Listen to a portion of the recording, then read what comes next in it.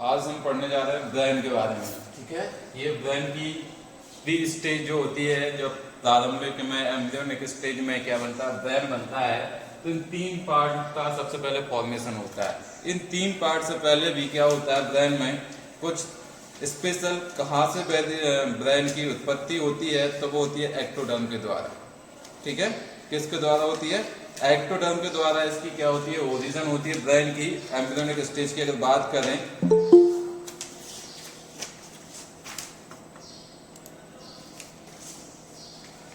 सबसे पहले अगर हम यहाँ पर एक सिंपल सा बताएंगे कि सबसे पहले अगर बात करें तो न्यूरल प्लेट की उत्पत्ति होती है ब्रेन की ओरिजिन की अगर बात करें। ठीक है, ब्रेन की ओरिजिन की अगर बात करें, सबसे पहले न्यूरल प्लेट का फॉर्मेशन होता है। न्यूरल प्लेट के बाद क्या होता है, न्यूरल ग्रुप का फॉर्मेशन होता है। न्यूरल ग्रुप का फॉर्मेशन होता है।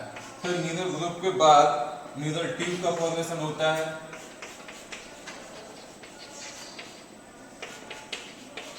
ट्यूब का फॉर्मेशन होता है और फिर ब्रेन का फॉर्मेशन होता है।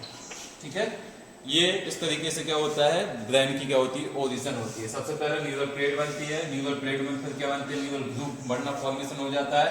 फिर न्यूरल ग्रुप के बाद न्यूरल ट्यूब का फॉर्मेशन हो जाता है, फिर ब्रेन का फॉर्मेशन होता है। तो ये जो प्रोसेस है, ये जब एम्ब्रियो कितना 3 वीक का रहता है, उस स्टेज में ये बनना फॉर्मेशन होता है। ठीक है, 3 वीक का जब होता है एम्ब्रियो, तो न्यूरल ट्यूब में ये कंडीशन देखने को मिलती है, ये चीजें देखने को मिलती हैं। फिर न्यूरल ट्यूब के बाद प्राइमरी वेसिकल्स, प्राइमरी वेसिकल का ये स्ट्रक्चर्स है, इसको बोलते हैं प्राइमरी वेसिकल।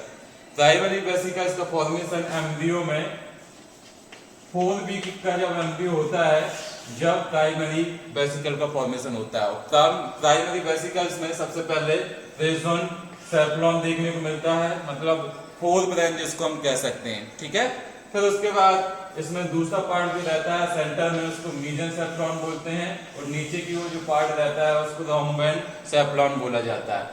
ये जो स्ट्रक्चर्स है, ये प्राइमरी वेसिकल्स है, वेसिकल्स का फॉर्मेशन। और ये एम्ब्रियो जब 4 वीक का होता है, जब इस प्रकार का स्ट्रक्चर देखने को मिलता है ब्रेन का। फिर उसके बाद जब एम्ब्रियो, इसको बोलते हैं, ये जो स्ट्रक्चर है सेकंड नंबर का, इसको बोलते हैं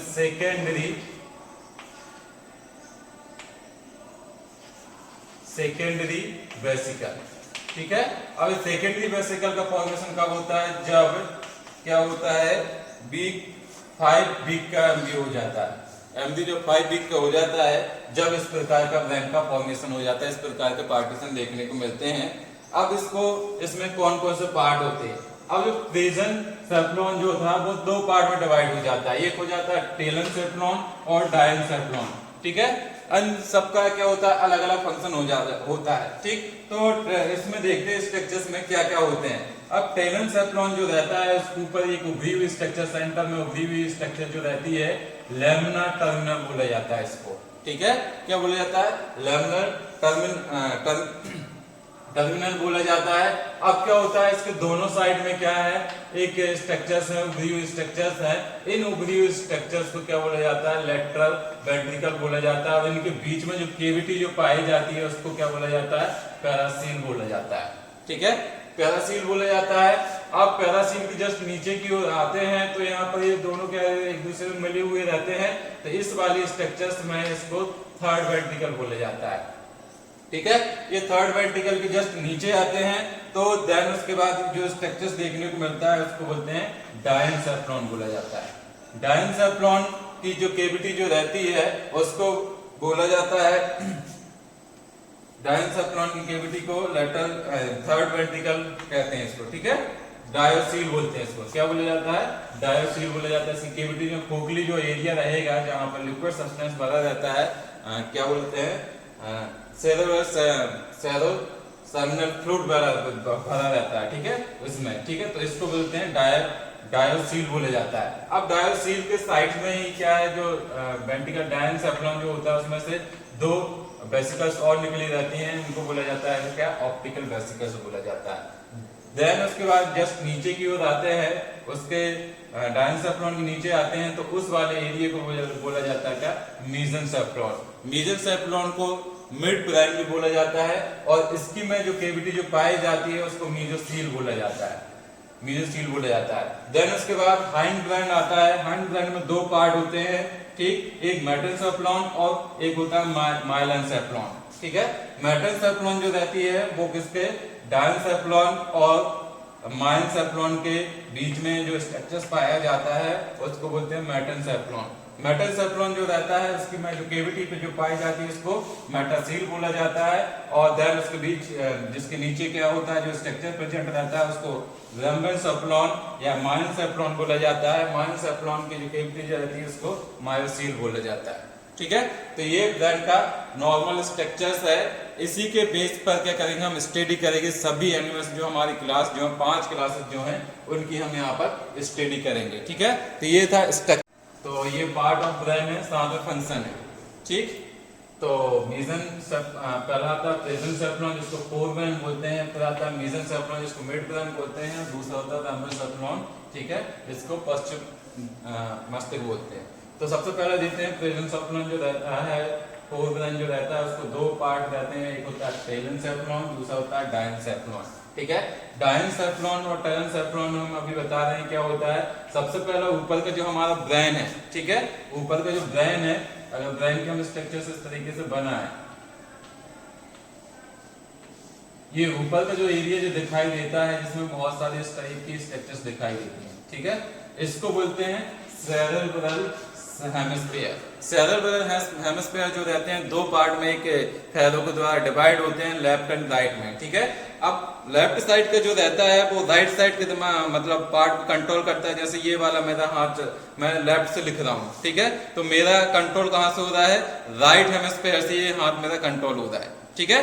तो ये इसका फंक्शन होता है, ठीक, कि अपोजिट डायरेक्शन में इनका क्या करते हैं, फंक्शन करते हैं। तो सबसे पहले देखते हैं कि इसका फ्रंटल वाला एरिया, तो फ्रंट वाला एरिया ये है, फ्रंटल लोब जिसे बोलते हैं। तो फ्रंटल लोब का फंक्शन क्या होता है, फ्रंटल लोब क्या करता है, यहाँ पर बिहेवियर, ठीक है, बिहेवियर मतलब क्या है, पर्सनालिटी, आपका बिहेवियर कैसा है, आप किस तरीके के सोचते हैं, किस टाइप से बात करते हैं, ये सब चीजें कौन किसके द्वारा कंट्रोल होती है, फ्रंटल लोब के द्वारा कंट्रोल होती है। इमोशंस, जजमेंट, रीजनिंग, आप गांव में देखा होगा कि जिसका फोरहेड बड़ा रहता है तो लोग बोलते हैं इंटेलिजेंट है या इंटेलिजेंट लड़की है, इंटेलिजेंट बॉय है, ठीक है।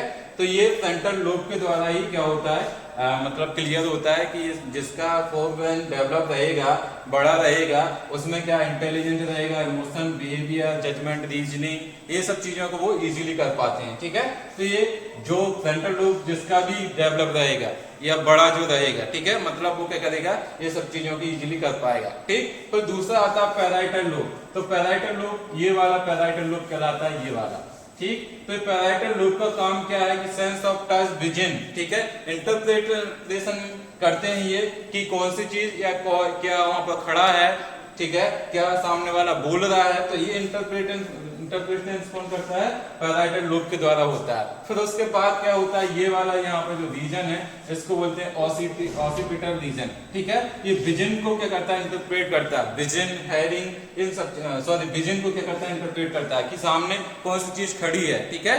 तो उसको कौन इंटरप्रेट करेगा, ऑसिपिटल जो लोब्स है उसके द्वारा ये होता है, इंटरप्रिटेशन होता है यहाँ पर। फिर तो होता है टेम्पोरल रीजन। टेम्पोरल रीजन ये कान वाला रीजन जो है हमारा यहाँ पर जो ब्रेन प्रेजेंट रहता है वो क्या करता है, यहाँ पर मेमोरी, अंडरस्टैंडिंग लैंग्वेज, कि सामने वाला क्या बोल रहा है उसको हम कैसे समझते हैं, वो किसके द्वारा होता है, टेम्पोरल रीजन के द्वारा। वो मेमोरी, जब कोई हमको बोलता है जब भी तो हमारे दिमाग में जाता है, सुनते हैं जब, ठीक है, तो ये मेमोरी का भी क्या करता है, यहाँ पर फंक्शन करता है मेमोरी। फिर आता है इसके अंदर वाला रीजन। अब इसको हम अलग कर दें, काट दें, तो अंदर यहाँ पर जो रीजन रहता है उसको बोलते हैं क्या, लिम्बिक सिस्टम बोला जाता है।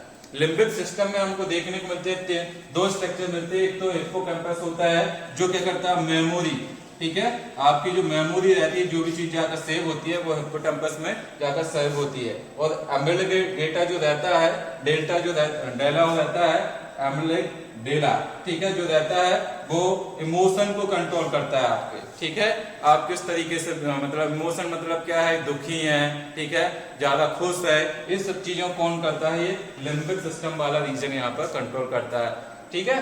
तो आपके फीलिंग जो रहती हैं वो भी इसी के द्वारा कंट्रोल होती हैं, ठीक है। नेक्स्ट है बेसल गैंग्लियन, इसका भी पर्टिकुलर एक फंक्शन होता है। फिर आते हैं डायनसेफ्लॉन, तो डायनसेफ्लॉन में थैलेमस, हाइपोथैलेमस, पिट्यूटरी ग्लैंड्स, ये सब क्या है, डायनसेफ्लॉन के पार्ट हैं, ठीक है। तो थैलेमस जो रीजन रहता है वो रिले सिस्टम की रिले स्टेशन की तरह काम करता है कि यहाँ पर कोई भी अगर बिहेवियर आया या कोई भी सेंस आया, ठीक है, उसको कौन से पार्ट में भेजना है तो वो थैलेमस के द्वारा ही होता है, ठीक है। फिर हाइपोथैलेमस जो रहता है, आपको भूख लग रही है, नींद आ रही है, प्यास लग रही है, इन सब चीज किसके द्वारा कंट्रोल होती है, हाइपोथैलेमस के द्वारा यहाँ पर कंट्रोल होती है, ठीक है। फिर मेसेनसेफ्लॉन का ज्यादा कोई फंक्शन नहीं रहता, पर हम यहाँ पर एम्पेसेफ्लॉन देखते हैं, तो उसको दो पार्ट से डिवाइड किया गया है। पहला पार्ट होता है मेटासेफ्लॉन, दूसरा होता है माइलोसेफ्लॉन, ठीक है।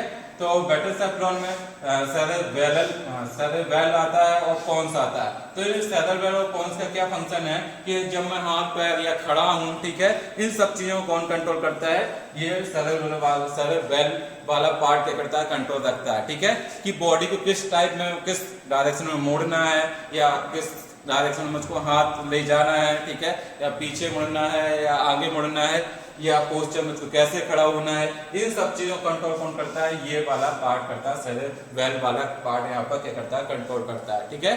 तो अगर ये वाला पार्ट अगर आपका वीक रहेगा तो आप क्या करेंगे, सीधे से खड़े नहीं हो पाएंगे, पोस्चर सही से नहीं बन पाएगा, या जिन एनिमल्स में ये वाला पार्ट कम डेवलप रहेगा तो वो पोस्चर नहीं कर पाएंगे, मूवमेंट नहीं कर पाएंगे, ठीक है, उन चीजों को कंट्रोल नहीं कर पाएंगे। फिर आता है माइनसेफ्लॉन, माइनसेफ्लॉन में मेडुला ऑब्लिंगेटा आता है, जिसमें ऑटोनर्वस सिस्टम होता है, ठीक है। ऑटोनर्वस सिस्टम आपके हार्ट रेट, ठीक है, टेम्परेचर, इन सब चीजों को क्या करता है, कंट्रोल रखता है, ठीक है। डाइजेशन की प्रोसेस, ये सब चीजें किसके द्वारा कंट्रोल होती है, मेडुला ऑब्लिंगेटा के द्वारा क्या होती हैं, कंट्रोल होती हैं, ठीक है। तो ये ब्रेन के पार्ट थे।